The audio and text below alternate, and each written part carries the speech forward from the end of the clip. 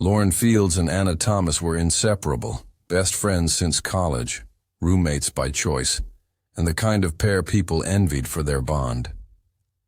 But just 3 weeks after moving in together, Anna was dead, and Lauren was the only one left to tell the story.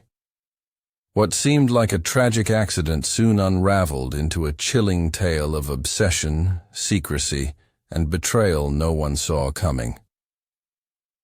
Anna Whitmore arrived in Raleigh with nothing but 2 suitcases and a hopeful heart.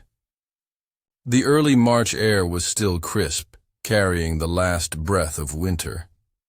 She stepped out of the bus station in a worn-out denim jacket, her eyes scanning the city that was supposed to offer her a fresh start.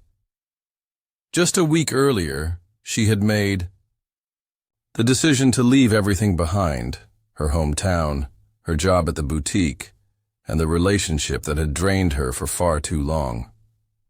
She felt like she'd been sleepwalking through her 20s, waiting for something to change. When it didn't, she decided she had to be the one to make the change happen. Her best friend, Lauren Fields, had been the one constant through all the years. They met during their sophomore year at university and quickly became inseparable.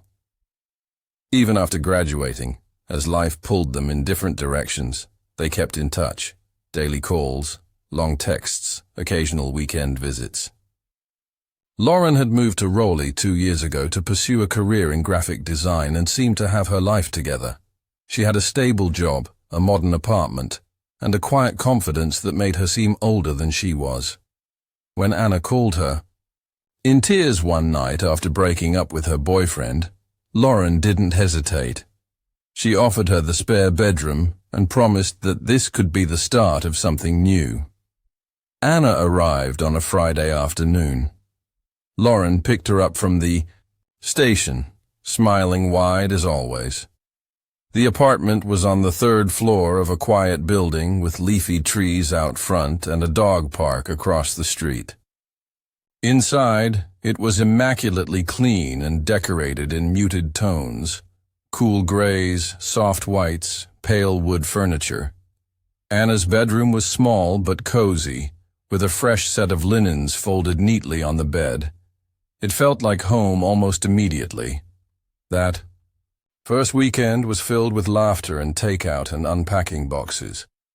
The 2 women stayed up late drinking wine and reminiscing about college memories, inside jokes and old heartbreaks.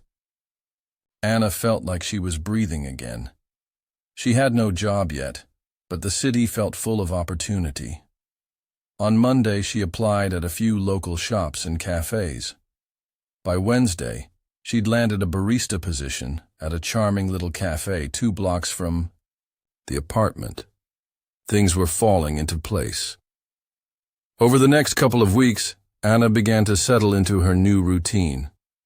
She worked mornings and afternoons, then returned home to a familiar face, a hot shower, and the comfort of friendship. She and Lauren would cook dinner together, share playlists, and watch documentaries late into the night.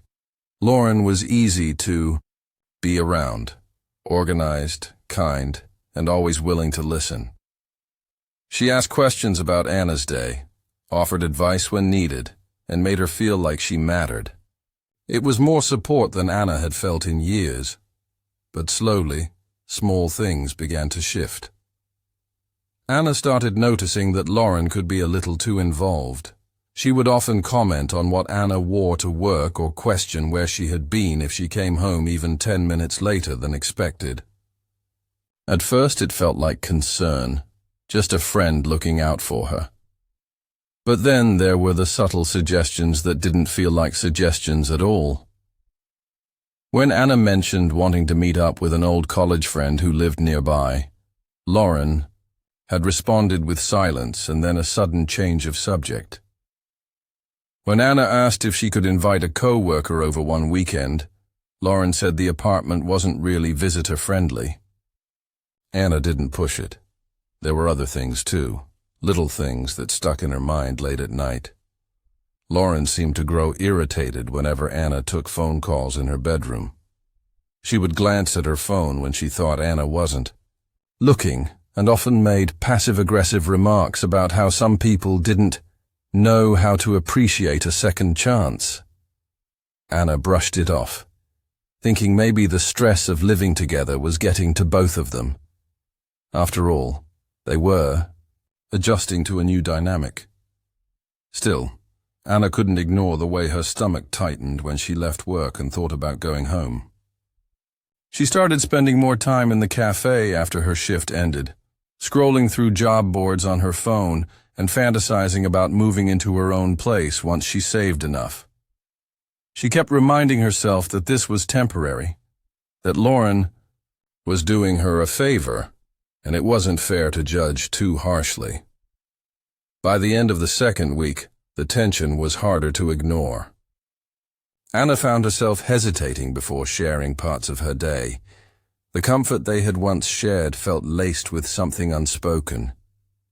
One evening, while cleaning up after dinner, Anna noticed that her bedroom door was slightly open. She always closed it before leaving for work. Her laptop had been moved on the desk. She asked Lauren about it, but Lauren just shrugged and said she had been looking for her charger and didn't think it was a big deal. Anna didn't say anything, but that night she started locking her door. She also began journaling in a physical notebook instead of using her laptop. In the margins of her pages were short phrases she didn't want to forget. Things that didn't make sense but felt important. Like how her toothbrush was suddenly missing one day and replaced with a new one in a different color. Or how her phone charger had been unplugged even though she never left it that way. Small, insignificant things, but enough of them made her uneasy. Still, she tried to hold on to the idea that she was overthinking it. Maybe she was just used to being on edge after everything with her ex. Maybe Lauren was going through something she wasn't talking about. Maybe things would go back to normal. But they didn't. One night after coming home from work, Anna walked into the apartment to find all the lights off. The place was silent. She assumed Lauren had gone out. As she moved toward her room, she saw a faint light under the door. Her heart pounded. She opened it slowly and found nothing unusual. The lamp was on, and everything looked untouched. Still, she had a gnawing feeling she couldn't explain. She sat on her bed and opened her notebook. She wrote, "I don't feel safe here anymore." Then after a pause she added, "She's not who I thought she was." Anna was still trying to convince herself that it would all be fine when she went to bed that night. 3 days later, she would be dead. It was just after 8 a.m. on March 26th when a call came into Raleigh Emergency Services. The voice on the other end was quiet and trembling. Lauren Fields told the dispatcher that she had found her roommate unconscious in the bathroom. She said Anna wasn't breathing and that there was blood coming from her nose. When asked if she had tried CPR, Lauren replied that it was too late. Anna was cold, stiff. Emergency responders were dispatched immediately. When paramedics arrived at the third-floor apartment, the door was already ajar. Lauren stood just inside, pale, arms crossed tightly over her chest. Her eyes were red, but her face was expressionless. She led the responders to the bathroom where Anna's body lay on the cold tile floor. She was dressed in a tank top and pajama shorts, her limbs limp and unmoving. Her skin was pale with a bluish tint. A small trail of dried blood ran from her nostril to her lip. There were faint bruises on both of her wrists, but no other visible injuries. The bathroom smelled faintly of lavender soap and something else, metallic and sharp. Paramedics confirmed that Anna was dead. They checked for any sign of recent drug use but found no pill bottles, no paraphernalia, no open containers. There was nothing around her body to suggest an overdose, no foam at the mouth, No needle marks. Everything about the scene was strangely quiet, untouched. The apartment was tidy, almost too tidy. The bed in Anna's room was neatly made. Her work uniform hung on the back of the door, and her phone lay on the nightstand. Screen cracked, dark. When police arrived shortly after, Lauren gave her statement with an eerie calm. She said Anna had seemed off lately, that she'd been tired, withdrawn, and moody. Lauren said she worried Anna might have been using something or hiding something.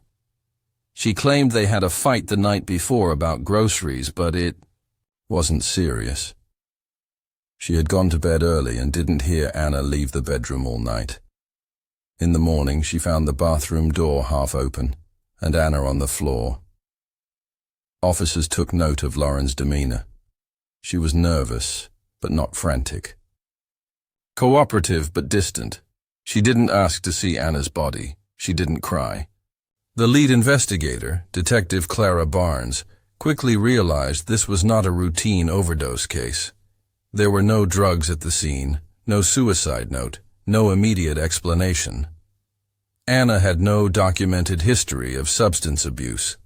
The faint bruising on her wrists didn't fit the narrative of self-harm or accidental overdose.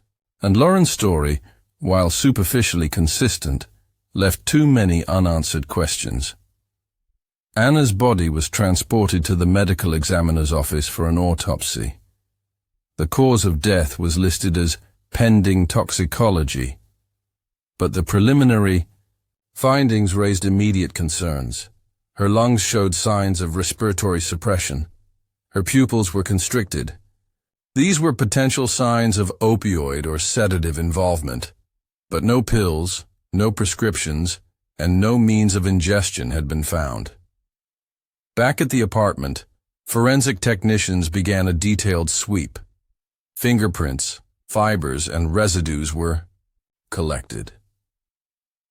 The bathroom showed no signs of a struggle, no broken items, no overturned furniture. But under UV light, a faint blood smear was discovered on the inside of the bathroom door, almost as if someone had touched it with a bloodied finger and tried to wipe it clean. The trash bins were collected as evidence, and officers canvassed the building for witnesses. A few neighbors recalled hearing raised voices the night before. Nothing unusual, just two women arguing. One neighbor, however, reported hearing something different. Around 3 a.m., she heard a thud, followed by footsteps. Then, silence. Detective Barnes began pulling surveillance footage from around the building. The front door camera revealed that no one other than Lauren and Anna had entered or exited the apartment after 9 p.m. the previous night. However, at 2:47 a.m., the camera outside the back alley dumpster caught a blurry image of Lauren wearing a sweatshirt and flip-flops, carrying a black trash bag. She tossed it into the dumpster and quickly returned inside. That bag was recovered and would soon prove critical. Inside the bag, investigators found several broken wine glasses wrapped in paper towels, a small blood-stained dish towel, and a pink plastic phone case, cracked and slightly bent. Forensics tested the blood, and within days, it was confirmed to be Anna's. Her fingerprints were found on the inside of the phone case, but on the outside were only Lauren's. At this point, the story Lauren had told began to unravel. Her claim that she went to bed early and hadn't seen Anna until morning didn't match the evidence, nor did the presence of blood-stained items in the trash, items she had deliberately thrown out in the middle of the night. When asked again about her actions that night, Lauren insisted she couldn't sleep, had a glass of wine, broke a glass, and cleaned it up. The trash, she claimed, was unrelated. Detectives were not convinced. They searched Lauren's room with a warrant and found something else troubling. In a drawer by her bed, tucked under a notebook, was a small prescription bottle with no label. The pills inside were white, oval-shaped. Preliminary testing identified them as a sedative called zolpidem, commonly known by the brand name Ambien. Strong enough to induce sleep, high doses can suppress breathing and, in rare cases, cause overdose. Lauren didn't have a prescription. And more importantly, Anna's toxicology screen, still pending, would now be tested for traces of the same drug. Back in Anna's room, her belongings were reviewed more thoroughly. Her journal, at first overlooked, contained scattered notes from the days leading up to her death. While not a formal diary, it offered troubling glimpses into her final thoughts. One entry read, "She checks my phone when I'm in the shower." Another said, "I think I need to move out soon." The final entry, written just a day before she died, was a single sentence. "I'm scared of what she might do if I leave." The medical examiner's report arrived 6 days after Anna's death. It confirmed that her system contained a high concentration of zolpidem, enough to suppress her breathing and cardiac function. Combined with her small frame and the absence of any tolerance, it was lethal. The manner of death was ruled as homicide. Detectives now had cause to treat the case as murder. The physical evidence, the witness statements, the toxicology, and the digital trail all pointed in one direction. The final piece was Lauren's online search history. Upon seizing her laptop, investigators found several concerning searches. From the days leading up to Anna's death, effects of sleep meds without prescription, how to overdose someone without leaving marks, and how long does Ambien stay in your system? It was no longer a mystery. It was a carefully planned crime. The question now wasn't whether Lauren had done it. It was why. In the days following Anna's death, the investigation shifted focus. What had first appeared to be a tragic accident or possible suicide was now clearly something far more sinister. Detectives began retracing the last weeks of Anna's life in detail, hoping to understand what had really happened inside that quiet Raleigh apartment. Anna's phone, once overlooked on her nightstand, was now critical evidence. Investigators were able to unlock it with facial recognition, and what they found painted a very different picture of her final days. Her text messages, social media accounts, and notes app revealed a gradual descent from hopefulness to anxiety, and eventually to fear. In her messages to a friend from college, she wrote about feeling unsettled in the apartment. She mentioned Lauren acting differently, more possessive, unpredictable, even passive-aggressive. She described how Lauren would get upset when she made plans without her, and how she'd begun to feel like she was being watched. One message read, "I know it sounds crazy, but sometimes I think she goes through my stuff when I'm not home." Another, dated 4 days before her death, simply said, "I want out." Anna had started to apply for new jobs in different cities. There were emails to landlords about short-term rentals and inquiries into available rooms. She had even drafted a resignation email to the cafe where she worked. But none of these messages were ever sent. They sat in her drafts folder, half-finished. It was as though she had been preparing to leave, but never got the chance. Detectives also reviewed the contents of Anna's Notes app. Mixed in with to-do lists and shopping reminders were entries that felt more like journal confessions. They were short, sometimes just fragments of thoughts, but together they formed a troubling narrative. One entry read, "She always knocks before entering now, but I hear her key in the lock first." Another said, "I woke up and she was standing in the doorway, said she was just checking on me." These weren't the paranoid musings of someone in a downward spiral. They were the observations of someone beginning to realize that her living situation was not safe. Investigators began conducting interviews with people who had seen Anna in her final days. Her co-workers at the cafe described her as friendly but withdrawn in the last week of her life. One barista recalled that Anna had come in early before a shift, looking tired and distracted. She had asked about spare shifts and mentioned wanting to save up money quickly. She didn't elaborate on why. Neighbors in the apartment building were also re-interviewed. One tenant who lived directly below Anna and Lauren noted hearing furniture being moved around at strange hours. Another described hearing crying late at night, followed by footsteps pacing the hallway. None of them had thought to report it at the time, assuming it was just ordinary roommate drama. But perhaps the most damning information came from digital forensic analysis.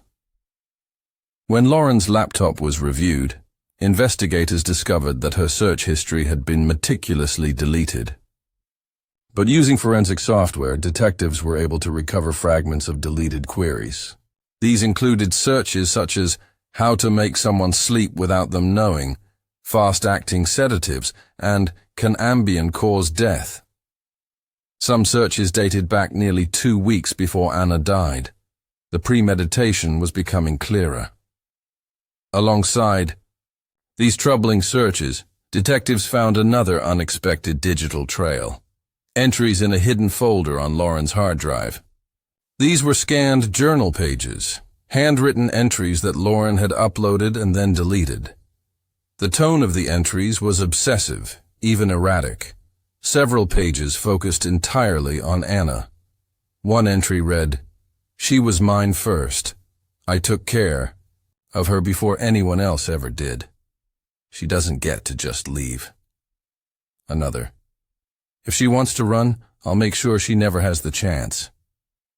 This discovery led investigators to request a full search of Lauren's bedroom, this time with specific attention to handwritten materials. In the back of her closet, inside a taped-up shoebox, they found what would come to be known as the Lauren journals. Dozens of pages of spiral-bound paper, some dated as far back as their college days. The entries chronicled her feelings for Anna in obsessive detail. What started as admiration had evolved into a consuming fixation. There were descriptions of their time as roommates, imagined conversations, and plans for how to make Anna truly dependent. What disturbed investigators most was the level of detail. Lauren had written about learning Anna's passwords, monitoring her texts, and removing people from her life who didn't care for her the way I do. These weren't the thoughts of a jealous friend. They were the writings of someone who had crossed into a dangerous mental space, one where love blurred into control and fear. The journals also confirmed a growing theory. Anna had not been the one to decide when her relationship with Lauren would end. She may have been planning to leave, but Lauren had seen it coming and acted first. The autopsy report, when cross-referenced with the forensic timeline, left no doubt. On the night Anna died, she had likely ingested the sedative unknowingly, possibly through a spiked drink. She would have become disoriented, drowsy, and unable to resist.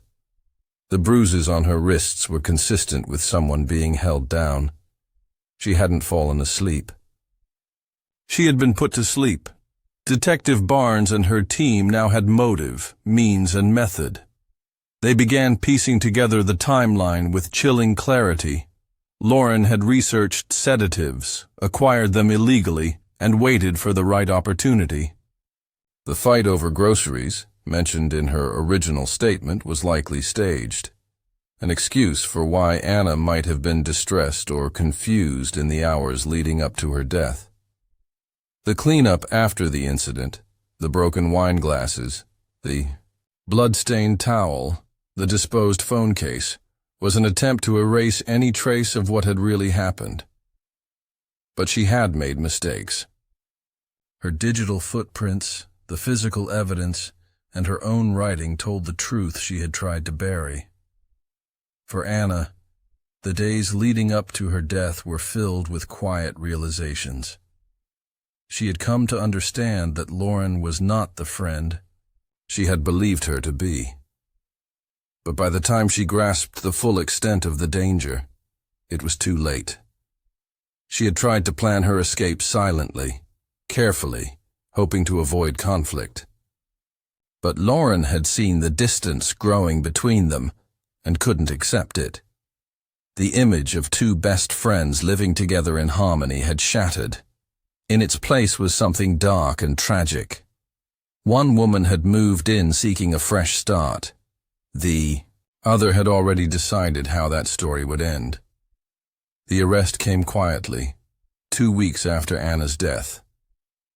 Lauren Fields was taken into custody at a small park just a few blocks from the apartment where it had all happened.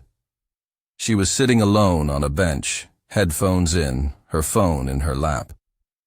Detectives approached her gently, but there was no confusion in her eyes. She didn't ask why they were there. She simply stood up and put her hands behind her back.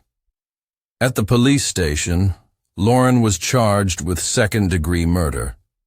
Prosecutors believed the evidence clearly showed that she had administered a sedative without Anna's knowledge and failed to seek help when Anna became unresponsive.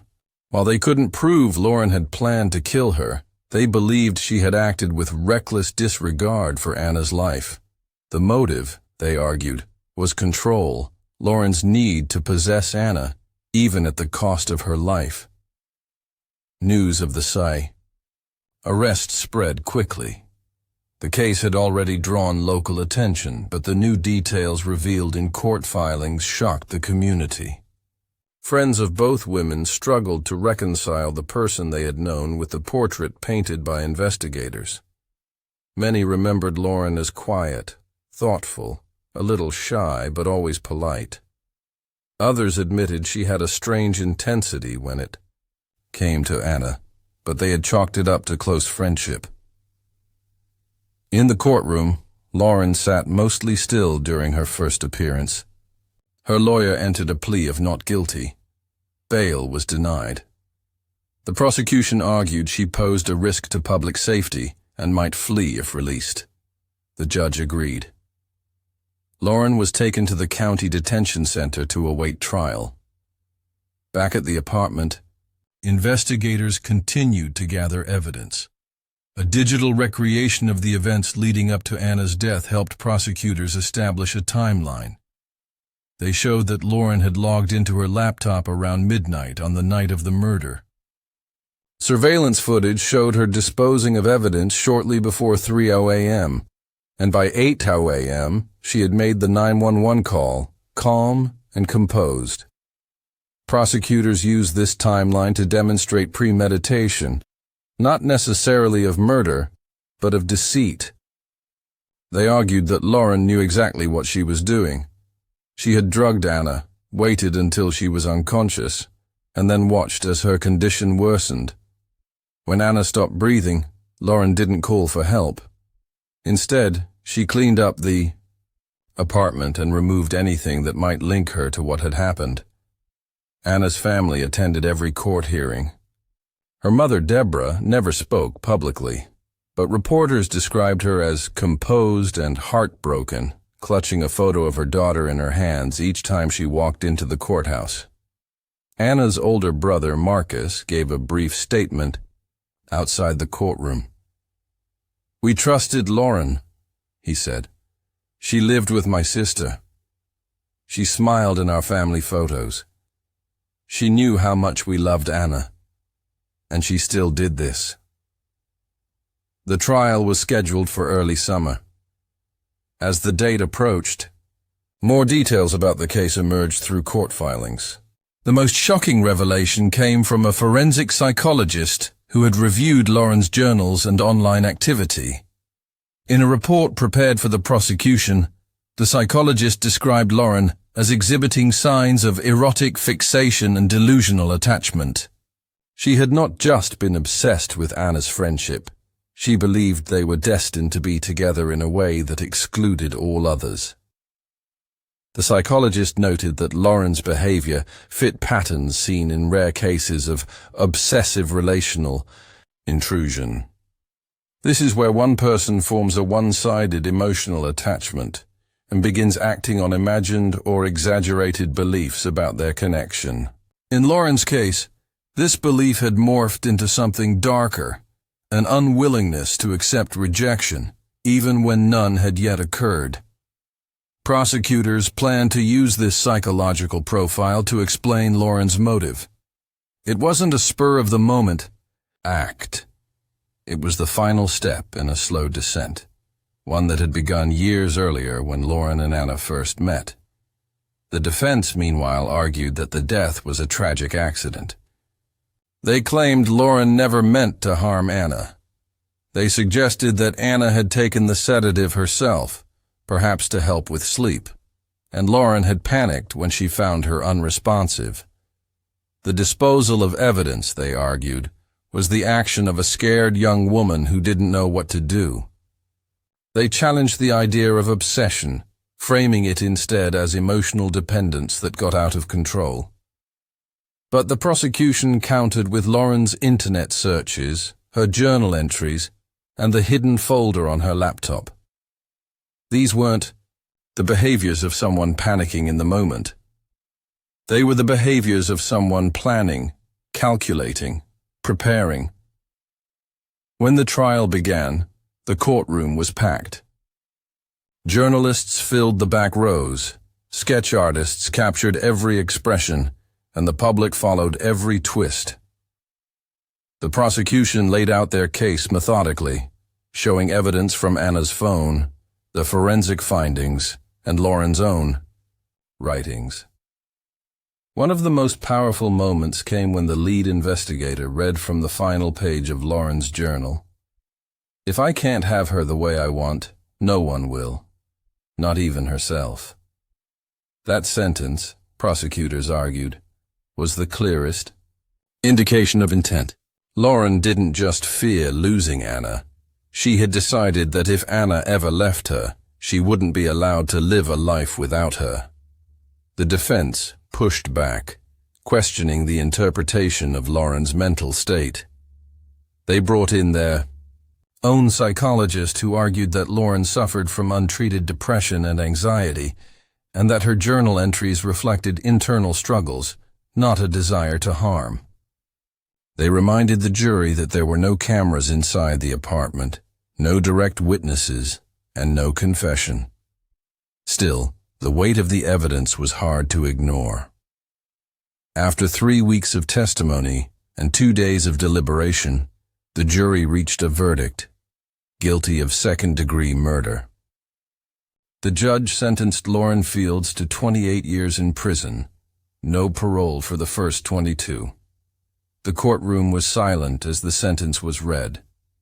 Lauren showed no visible reaction. She stood still, hands clasped, eyes downcast.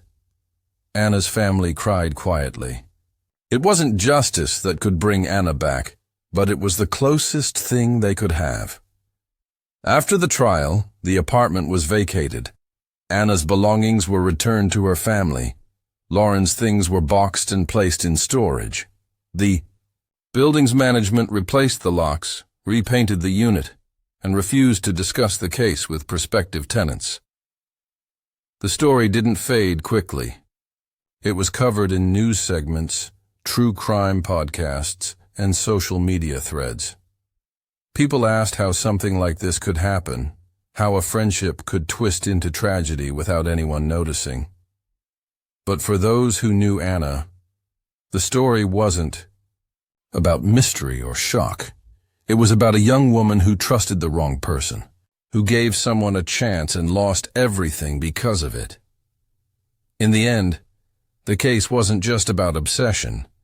It was about the dangers of silent control, the kind that hides behind smiles and shared dinners, the kind that grows slowly, quietly, until it decides to consume.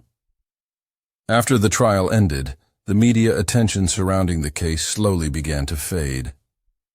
Headlines that once screamed about betrayal and murder gave way to newer stories. But for those closest to Anna Thomas, life didn't simply move on.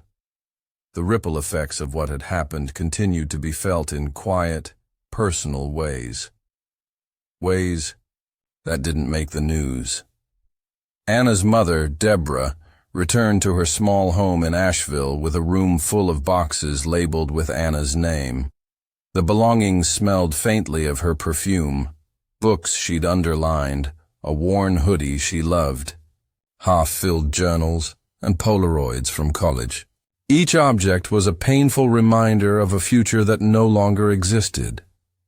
Deborah kept most of the boxes sealed. She placed one photo of Anna on the mantel, her smiling in a field during the spring.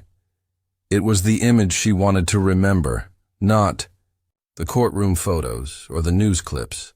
Her brother Marcus, once the more private of the two siblings, became unexpectedly vocal.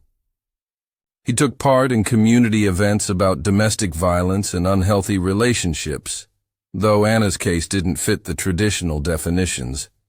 He spoke at local colleges, sharing her story, urging students to recognize red flags, not just in romantic relationships, but in friendships too. He told them to trust their instincts, to speak up when something felt off, and not to dismiss controlling behavior as mere protectiveness. Meanwhile, the apartment where Anna had lived remained empty for months. Neighbors said it felt cursed, the once warm unit now dark and still. Even when the management eventually found new tenants, people whispered about what had happened there. Some avoided walking past that door altogether. The shadow of what had occurred didn't lift easily. Online, the story found new life through documentaries and YouTube channels. Titles like The Roommate Obsession That Turned Deadly and Anna's Final Days, What the Journals Revealed, racked up millions of views. Strangers across the world debated the case in comment sections, some expressing sympathy, others dissecting every move made by Lauren and Anna. But behind the screens and viral videos was a family still grieving and a story far more complex than the internet could capture. Lauren Fields began her sentence at a medium-security women's prison upstate. She kept mostly to herself, rarely speaking during group sessions or recreational time. Guards described her as compliant, but distant. She spent long hours in the prison library, often rereading the same books. Psychological evaluations continued, but she declined to participate in most recommended therapies. She never spoke about Anna again. Not to staff, not to other inmates, and certainly not in any statements to the public. One report from a prison counselor noted that Lauren exhibited signs of cognitive dissonance. She had created a mental narrative in which she had not meant to harm Anna, believing even in the face of overwhelming evidence that she had merely made a mistake. It was easier, perhaps, than confronting the full reality of what she had done.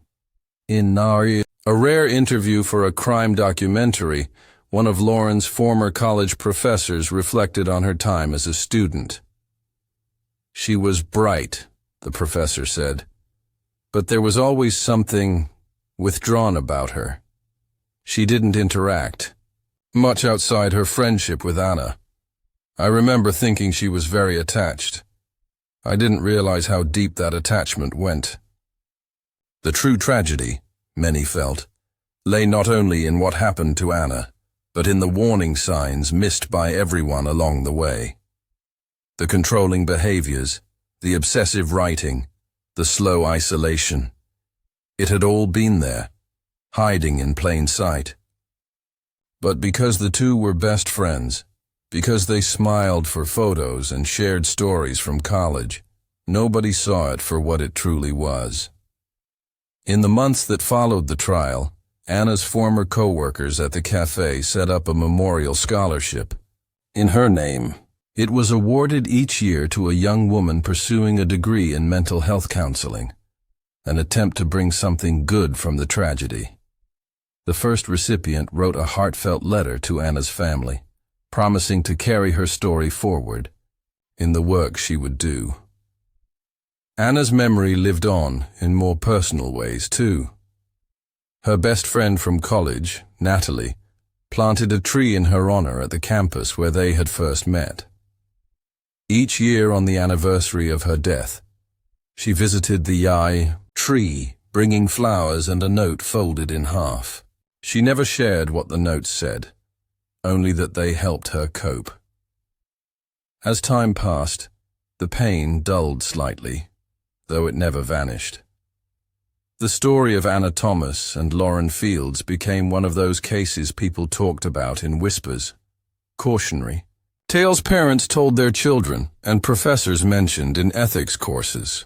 It was a reminder that sometimes the most dangerous people aren't strangers, but those we trust most. Anna's story also became a case study in law enforcement seminars. Detectives used it to highlight how modern forensic tools, digital evidence, search history recovery, and psychological profiling can crack a case when traditional evidence falls short. But even among professionals, there was a sense of sadness. The consensus was clear. This was a crime that could have been prevented if someone had recognized the escalating control sooner. In the end, justice was served in a courtroom, but justice didn't erase the damage. It didn't bring back the laughter in Anna's home, the warmth in her family's lives, or the quiet kindness she showed to everyone she met. It didn't undo the fact that she died not in a random act of violence, but at the hands of someone who claimed to love her. What lingered most was the haunting truth that love, when twisted by obsession and control, could become something lethal. That friendship, when rooted in possession rather than respect, could turn fatal. Anna Thomas had wanted a fresh start, a safe place to land. Instead, she walked into the arms of someone who saw her not as a friend, but as something to own. The final chapter of her story wasn't written by her, but by those who chose to honor her memory. Her life, cut short in such a senseless way, served as a powerful lesson. Love without freedom is not love at all. And when we ignore the signs of control, the consequences can be irreversible.